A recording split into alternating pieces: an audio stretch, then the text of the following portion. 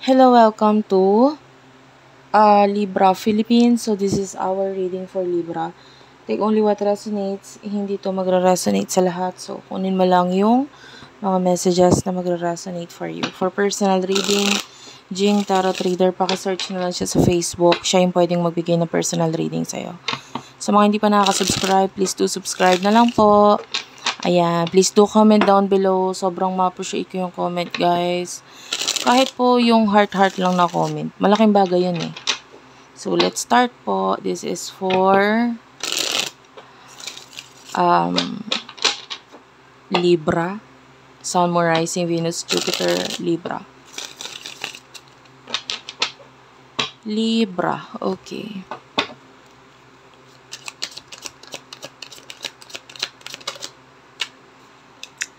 Seven of Pentacles, the Eight of Pentacles is also here. Ayan yung mga major arcana mo.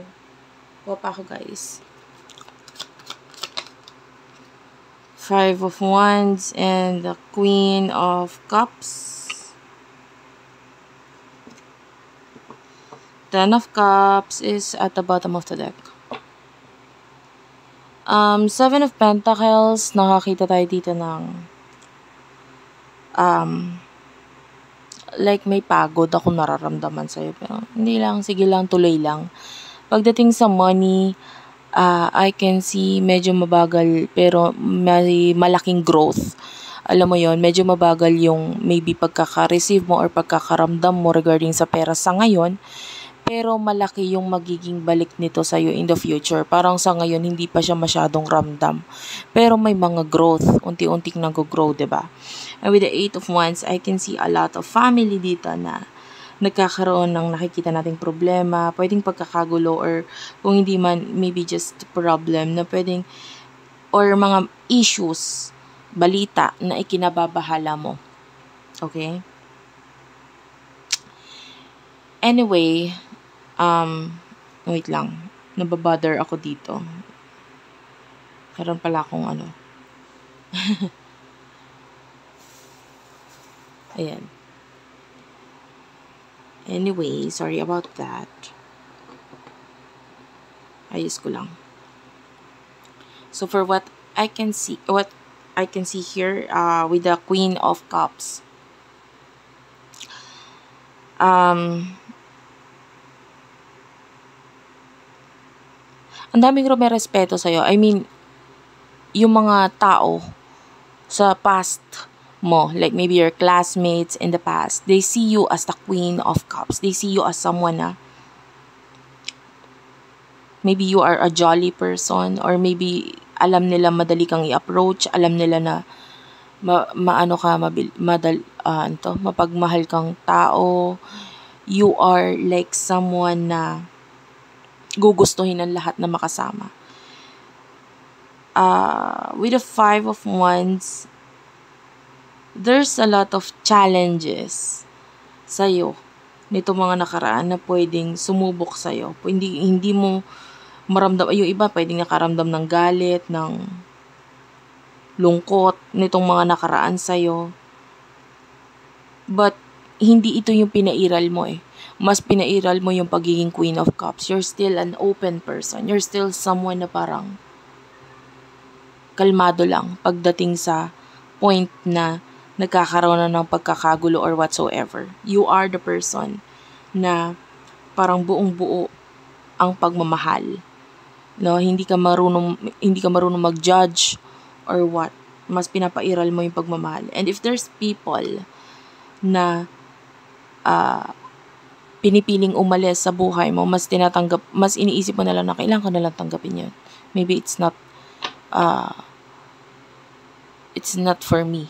Ganun.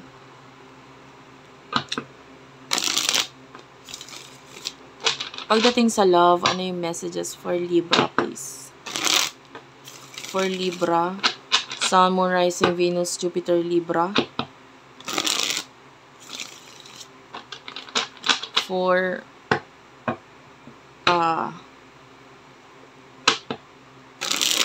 Libra, pagdating sa love. Spirit guides, angel guides, pagdating sa love. Messages for Libra pagdating sa love.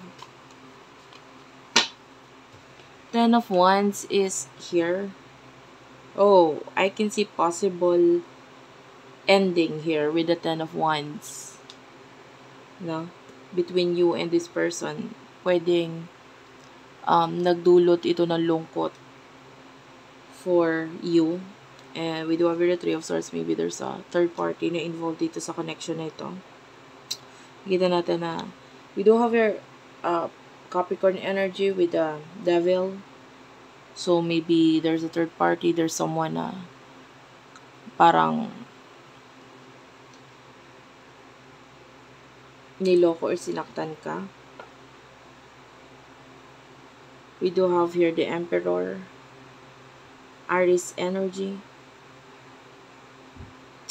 I can see distance sa inyo na itong taon to. And you are the person na parang naging open ka dito sa taong to. Kahit ganito. Kahit may third party, kahit may third person. Like, it's okay para sa'yo.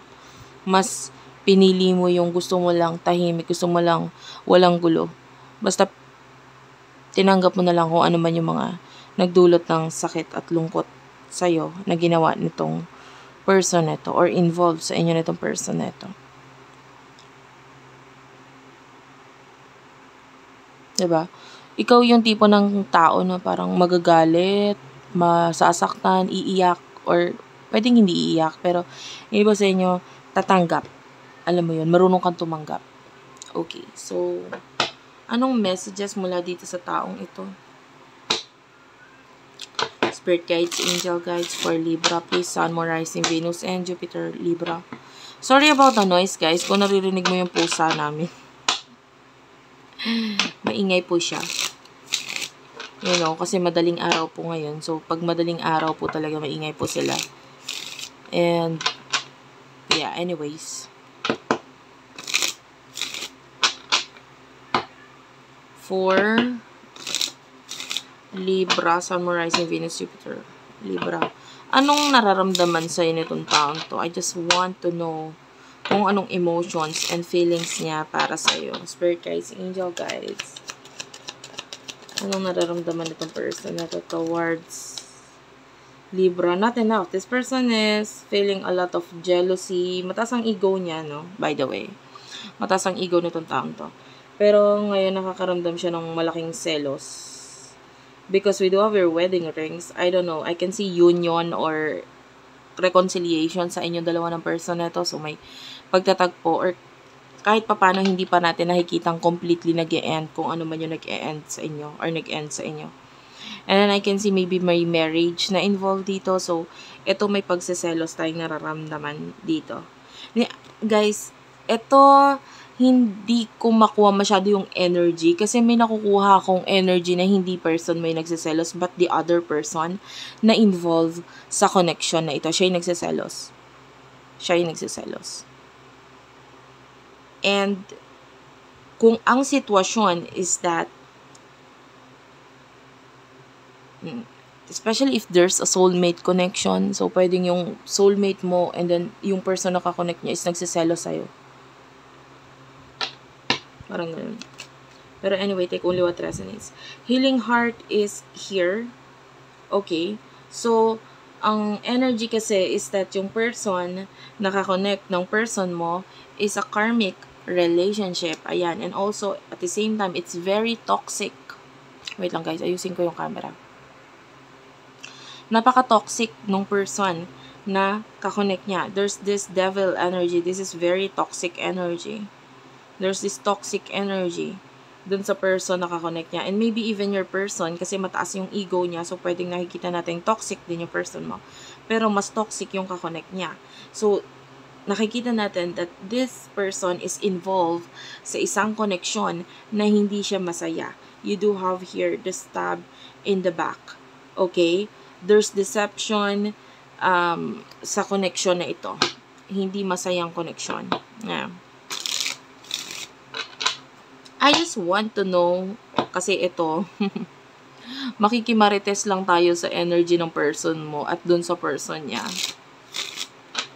Tell me about Libra, please. Dun sa person, nakakonect ni Libra and sa person niya, spirit guides, angel guides. Messages para sa person ni Libra at sa person sa person ni Libra. Sun, Moon, Rising, Venus, Jupiter, Libras. Okay, heart with a key. Okay. You do have your heart with a key. Tell me more about this, please, spirit guides, angel guides. The Phoenix, okay, so maraming transformation, maraming mga bago na nangyayari sa kanila. But you do have your lightning, yeah, a lot of transformation ang nangyayari sa connection nila. I feel like, for what I can see here, pwedeng together or magkasama nga sila ngayon, kaya nga may pagsiselos dun sa isa. And sa nakikita natin dito, I feel like it's a perfect timing. So, kung may ka-connection karmic relationship, perfect lang yung timing na nangyayari sa kanila ngayon. The Hand of Cards is here. So, I can see, Kisses is here. There's unconditional love mula dito sa person na to sa'yo na pwedeng hindi niya pinapakita. The Hand of Cards is like, pag may hawak kang barahan na ganyan and then you're gambling, hindi mo nakikita yung pagmamahal na nararamdaman nitong person na ito. And maybe kaya kinut off mo na lang siya because I don't see the love here. So, yun yung energy na nakukuha ko sa'yo. Maaring hindi mo nakikita yung pagmamahal niya sa'yo or yung emotions niya sa'yo, kaya mas pinili mo na lang na i-cut off siya. Pero at the same time, you're still open. Just in case na siya ay lalapit or what, you're there to maybe i-approach itong person na ito. Some of you, you're still open to accept itong taong ito, lalo na kung soulmate connection ito. Okay? Guys, dalawa yung energy. If for some of you, kung ex mo itong person na ito, may galit. Pero nandyan ka pa rin kasi gusto mo at peace lang kayong dalawa. Pero kung ikaw ay dealing with your soulmate, ang energy mo is that maybe etong pangyayaring ito, pagbabago nangyari na ito is that medyo nagdulot ng malaking emotion para sa'yo, pero nakikita natin your feelings is like nandun, pero acceptance yung nakukuha natin sa'yo. Ay willing kang i-accept kung ano man ang meron dito sa taong to. So take only what resonates. What will happen in the near future for you, Libra? For Libra, Sun, Moon, Rising, Venus, Jupiter, Libra, please. What will happen in the near future for you? What will happen in the near future for you, Libra? Sun, Moon, Rising, Venus, Jupiter, Libra, please. Spirit guides, angel guides for Libras. Sun, Moon, Rising, Venus, Jupiter, Libras. One more card, please.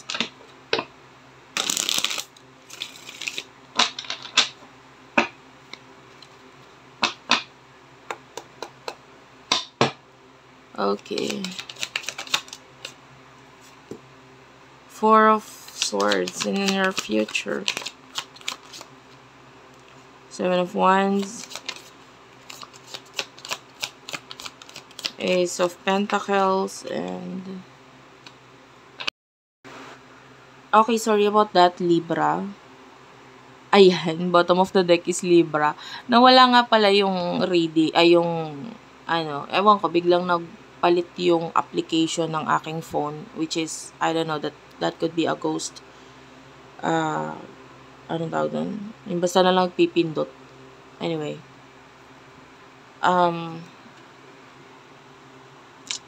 Seven of Wands, Page of Pentacles, and the Nine of Wands, and with the other Ace of Pentacles. Nakita ka ng new beginning dito for you in the near future pagdating sa money. May mga challenges sa'yo, pero you do have the Justice card and the Eight of Swords. So, nakakita tayo dito ng parang pagdating sa career, may mga bagay or lugar kang pupuntahan or dapat puntahan pero parang tinatamad ka, or pwedeng yung iba sa inyo, it is because maapektuhan yung savings mo. Maybe itong bagay or lugar na pupuntahan mo is kailangan mo ng pera.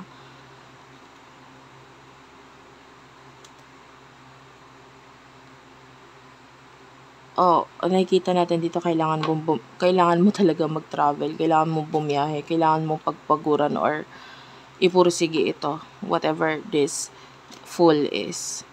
Kasi ma-achieve mo or maabot mo yung pangarap mo dahil dito. You will gain a lot of friends, more friends in the near future. Marami ka magiging kaibigan. Nakakaamoy ako ng suka, ha? This could be a reading. Yung suka na parang may halo, like sili, etc. Anyway, the Queen of Wands is here. So, nakakita tayo dito ng tao na pwedeng makatulong sa'yo para maabot mo yung pangarap mo. I can see the star. And then, pwedeng ito na yung maging simula ng magandang future for you. The Eight of Cups is the future. Okay? Gugulatin mo yung lahat sa nakikita natin in the near future. Gugulatin mo sila. Magugulat sila with the Page of Wands kung ano yung naging kinalabasan mo. With over the High Priestess. This is you.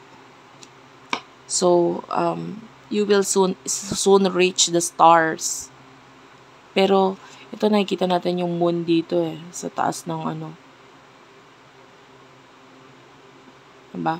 Maabot mo yung yung pangarap mo, like the stars, your wishes, your dreams, your whatever your goal is, maaabot mo siya. Pero, mas magsha-shine ka sa kanila. You know what I mean? Kasi when you look at the sky, hindi naman yung stars agad, yung iba, no? Kung hindi makita agad yung moon. Pero when you look at the sky, ang mas mauuna mong mapapansin is the moon. And then, pwede pa ngang ma-outshine ng moon yung stars. Pag maliwanag ang buwan, di ba? Pag mas maliwanag yung buwan, hindi makita masyado yung mga stars. You know? And kung maliwanag yung mundo, like there's a lot of lights, etc., makikita mo yung buwan, pero yung mga stars medyo magtatago yan. And you are the moon. You get what I mean? Dadating ka sa point na maa-achieve mo yung pangarap mo. Okay? And pwedeng, kung ito ay trabaho, let's say trabaho, pwedeng maabot mo yung pangarap mong trabaho. And then, yeah, I can see triangle, by the way, right now. And sa palmistry, yung triangle is a lucky sign. Ngayon, ma-achieve mo yung pangarap mo na yan, pero mas mapapansin ka. Pwedeng yung mas matagal na sa'yo dun sa larangan na yun, sa trabaho na yun, mas maipapakita mong mas magaling ka sa kanila. And so, itong energy na ito, nagpapakita ito ng like advice for you na huwag ka naman tamarin. Utang na loob. You are the Seven of Wands. You have the right skills, the right maybe the right timing for you is now. Ngayon, nasa iyo yung tamang skills to do this. Okay? Simulan itong new beginning na ito. Nakikita mo maraming challenges, but those challenges, yun talaga yung nagbibigay ng strength sa'yo. You see yourself as the queen, as the Page of Pentacles. Nakikita mo yung sarili mo as someone na parang, hindi naman yata ako masyadong magaling dito sa larangan na to, etc. Parang hindi ako kasing galing nila. Maybe ganun. Pwedeng nakikita mo na medyo mahiya sa'yo kasi you are the Page of Pentacles, medyo bago pa lang. But, soon enough, in the near future, ma-outshine mo sila. Mas malalagpasan or mas magagalingan mo sila. So, thank you for watching. I love you all and bye-bye.